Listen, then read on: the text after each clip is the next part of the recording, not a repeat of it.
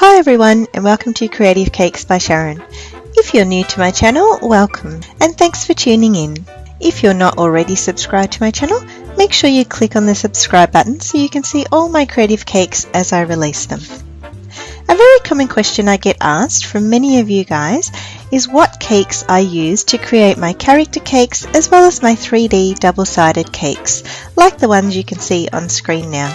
Well, to be honest, there are a few different types of cakes I use, and today I'm going to show you a recipe I use to make my super moist and chocolatey chocolate cake.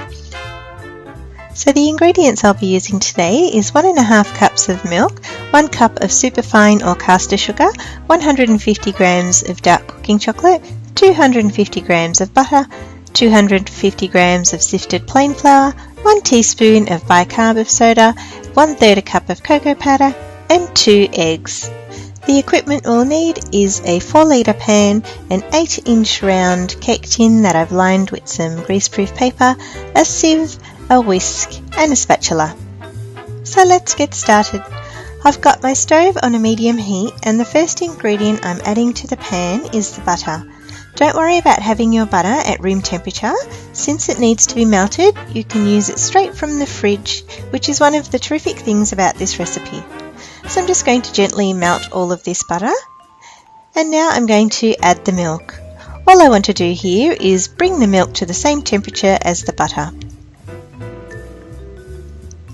Once the butter and the milk has combined nicely and the heat of the milk has increased, I'm going to pour in my sugar and make sure it's completely dissolved.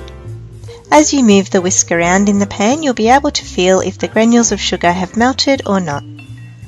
Now I'm going to add my dark chocolate and stir until all the chocolate buds have completely melted. You can check this by looking at your whisk. If it still has lumps of chocolate stuck to it when you lift it out of the mixture, it still has a little bit more melting to do. Make sure you continue to gently stir the mixture.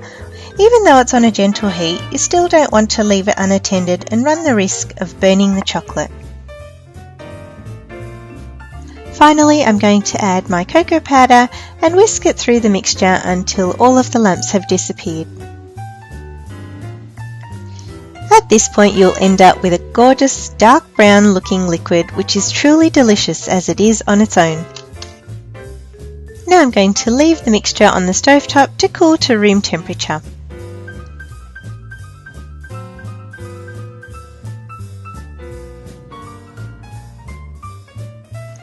The beauty about this recipe is that you only need to use this one pan to prepare the entire cake batter. So now I'm going to add my flour and bicarb of soda, which has been sifted already. I'll add this in 2 batches, whisking gently to fully incorporate the flour and eliminate any lumps.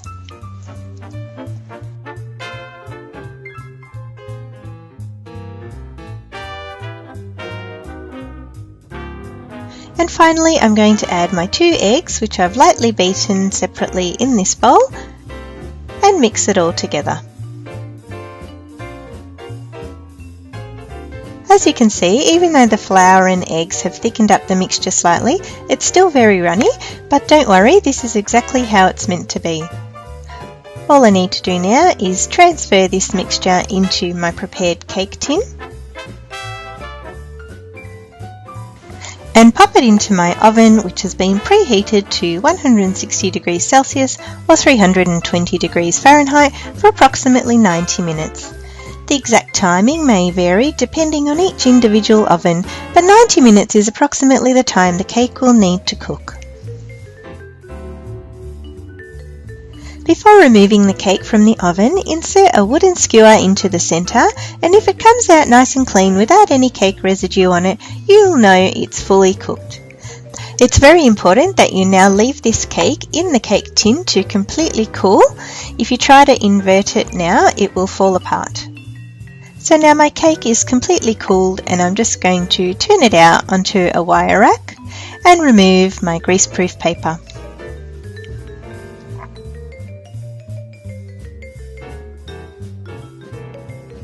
Once you try this recipe at home, you'll also discover exactly just how moist, delicious and irresistible this cake is. I've had many other people try this recipe out and tell me just how much their family and friends were impressed with how delicious the cake was. This cake is great to use as a base for my other tutorials, and an important tip is to allow the cake to chill in the refrigerator fully before you start carving in any project. So guys, I hope you enjoyed this tutorial. If you did, make sure to give it a like and also share it with your friends. This one is definitely worth sharing. Also, just a reminder that once you've subscribed to my channel, you'll be updated weekly with my recipes and creative cakes, so don't forget to click on the subscribe button. Make sure you stay tuned, as next week I'll be sharing my white chocolate ganache recipe with you. Also, later this week I'll be using this exact chocolate cake to create my 3D standing Paddington Bear cake, so make sure you don't miss that one. Remember, if you recreate any of my cakes, I'd love to hear from you and see your creations, and you can connect with me on Facebook, Instagram, Pinterest or Twitter. I hope you tune in next time, and thanks for watching.